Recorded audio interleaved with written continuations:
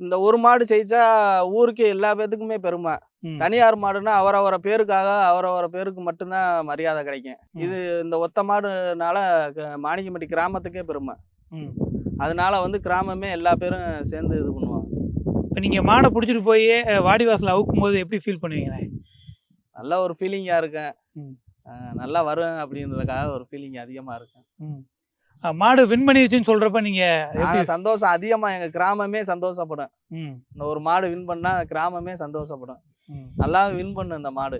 ஜல்லிக்கட்டு போட்டி வந்து முன்னாடி வந்து கிராமத்துல இருந்து நடத்துனாங்க. அதாவது கிராம கமிட்டி கிராம நடத்துனாங்க. கமிட்டில இருந்து. இப்ப அரசாங்க தரப்புல இருந்து வருவாய்த்துறையில இருந்து நடத்துறாங்க. இது 2க்கும் என்ன வித்தியாசம்? கிராமத்துல இருந்து நடத்தும்போது பக்கத்து ஊர் கிராமத்துல இருக்கிற மாட்டுகளுக்கெல்லாம் டோக்கன் குடுத்தாங்க. இப்ப அரசாங்கத்துல இருந்து நடத்தும்போது இப்ப ஆன்லைன் டோக்கன் போட்டனால மாட்டுக்கு டோக்கன் கிடைக்க மாட்டுது.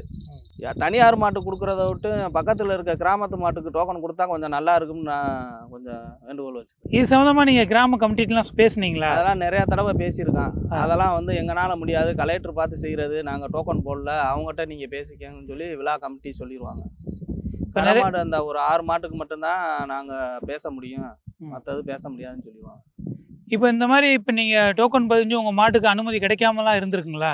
அனுமதி கிடைக்காமலாம் இருந்திருக்கு. இருந்தாலும் கொஞ்சம் கஷ்டப்பட்டு நாங்க எப்படியாவது வாங்கிருவோம்.